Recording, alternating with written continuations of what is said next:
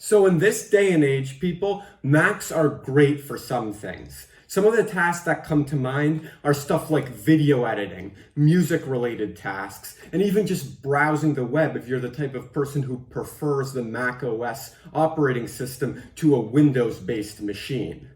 There are, of course, some things, though, that Mac does not do so great compared to its Windows counterparts. And one of those things, if I had to pick one thing that Macs are not good for, it is gaming, of course. There's no real doubt that Windows PCs are superior to Macs when it comes to gaming, but why is that? Why is it that you would prefer a mid-range Windows laptop to the latest MacBook Pro if you were using your machine strictly for gaming? Well, to answer that question, we must consider how fundamentally different Macs are, since Apple offers an OS and hardware both. Together, designed in-house, this is something that no PC manufacturer does. Since Mac OS can only be gotten by purchasing a Mac, well, Hackintoshes aside for now, macOS can only be run on a handful of different hardware configurations, only those being produced by Apple at the time. Since Apple can only produce a handful of different computer models at once, Apple has no choice but to standardize their selection. What this means is that Apple must choose hardware selections based on what the average user desires.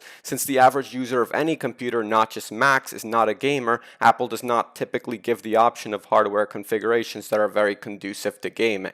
A high-end graphics card, while being extremely desirable for a gamer, serves virtually no purpose to the average computer user who does not game or edit videos, so Apple does not pour resources into developing machines with high-end graphics cards, usually. The Mac Pro, however, would make a pretty killer gaming machine, but one far too expensive to be considered by gamers who have every incentive to instead build or buy a top-of-the-line gaming PC that outperforms the Mac Pro for a fraction of the cost. That being said, professionals who already own a Mac Pro for work but want to play games can always use Boot Camp, thus reducing the need for gaming support on Mac OS. The fact is that so few Macs have hardware that is conducive to gaming. Many laptops in particular lack even a graphics card, and those that have one usually don't have a good one for gaming. And even the Macs that can give a gamer a satisfactory gaming experience are bad choices for gamers, since they are more expensive than non-Apple machines that give equivalent gaming experiences, sometimes much more. Looking at you, Mac Pro, this means that today it makes no sense for developers to code most games for Macs, since so few Mac OS users have the hardware to run most games. Mac Pro users aside, of course, though people who buy Mac Pros usually use them for professional tasks like 4K video editing and are probably too busy doing businessy things to play games. Even though the Mac Pro is a gaming beast, it does not rival the top-of-the-line gaming PCs. Of course, developers do code for Mac, but usually only games that are very little graphically demanding and can easily run on even an integrated graphics solution like the Intel HD graphics that's common in so many MacBooks today. There are exceptions to this, with some but very few full-fledged AAA titles like Shadow of the Tomb Raider being available on Mac, though props to Apple, I guess, for allowing at least one full-fledged AAA title on the Mac App Store, although Apple does have the rest of the Tomb Raider reboots on the Mac App Store, so good job, Apple. Not really. Now that we know why Macs are so bad for gaming, let's take a look at whether or not they were always so. To do that, we first need to take a trip back to the 80s. So during that time, Apple wanted Macs to avoid being associated with gaming because they thought it would cheapen the brand image. Yes, even back then, Macs were seen as a premium choice of computer, and back then that meant being good for professional office work, what today Windows PCs are often associated with. So in 1984, Apple wanted to associate the new Macintosh computer with professional office work. Meanwhile, the cheaper Apple II was a more gaming-oriented machine. Even back then, Apple did not want people playing games on the Macintosh, not to be confused with the Apple II, and this foreshadows how today Apple shows little interest in supporting AAA gamers. They did, however, mention games while marketing the Apple IIc, which also released in 1984, but it was while marketing to kids, because kids are definitely the only type of people who play games. Right, Apple? Well, Apple's plan to separate Macintosh from gaming sort of backfired. Many professionals who were buying Macs for work also happened to be interested in gaming. As a result, Mac gaming was huge, at least at the time, with titles like 1988's John Madden Football being released on the Apple II, but not on the more professional-oriented Macintosh, and being a massive success. At the time, Apple's computers actually had a hardware advantage over comparable Windows-based machines. In the mid-1980s, Impossible Mission, not to be confused with Mission Impossible, was released released for the Apple II, and notably not for the MS-DOS, the leading Microsoft operating system for gaming at the time. Now backtracking a bit, in 1979, FS1 Flight Simulator was released by Sublogic to almost universal acclaim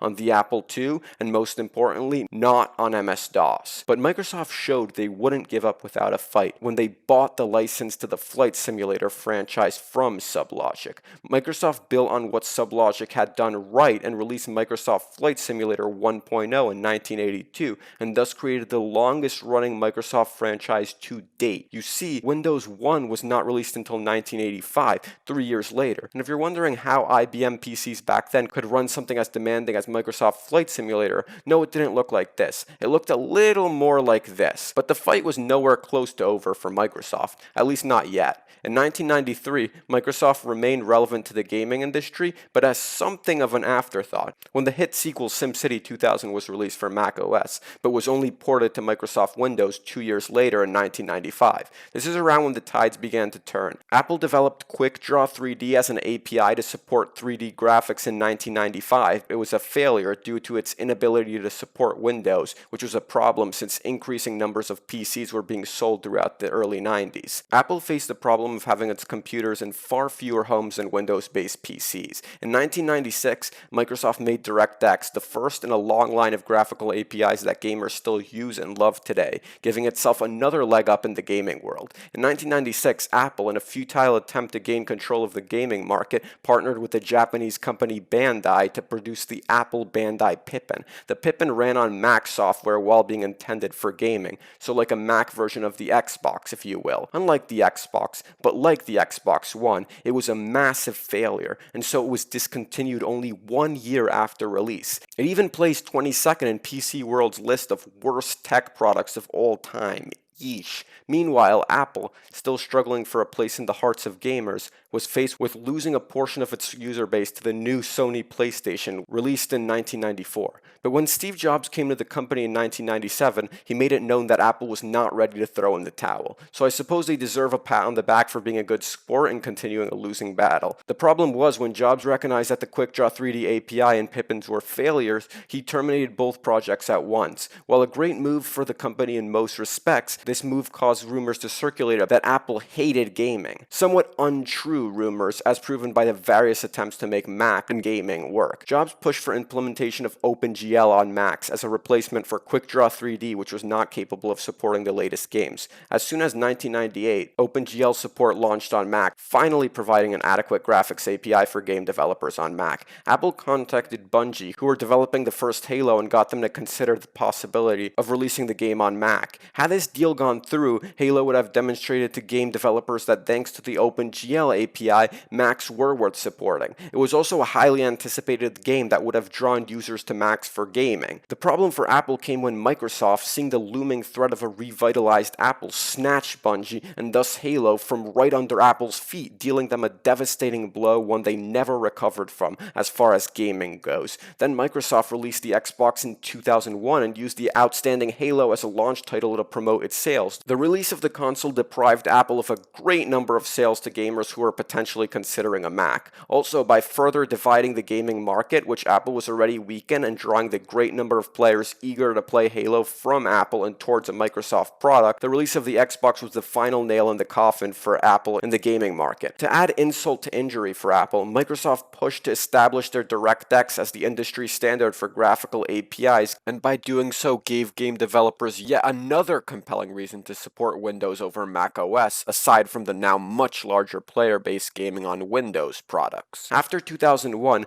once Apple had totally lost its status as a big player in the gaming market, still its days of glory were far from over and obviously still continue today. Apple's Mac OS drew many users away from PCs for all sorts of reasons, such as lower risk of viruses, generally better build quality, and ease of use. By establishing itself as the premium brand among computers in the minds of many, gamers of course aside, side, and debuting the first of their series of enormously successful iPhones in 2007, Apple made a name for itself as a vital player in the tech industry, a name that remains today and likely will for years to come. Meanwhile, Microsoft, with both its Windows PCs and to a lesser extent this last generation with its Xbox products, retains a stronghold on the gaming market, although one strongly rivaled by Sony's PlayStations in the console space. As Windows PCs seem to continually but slowly edge out consoles including Microsoft's own, the glory days of Windows PC dominance among all gamers may be still to come. Which is exactly why you guys should subscribe to my channel. I make videos about PCs,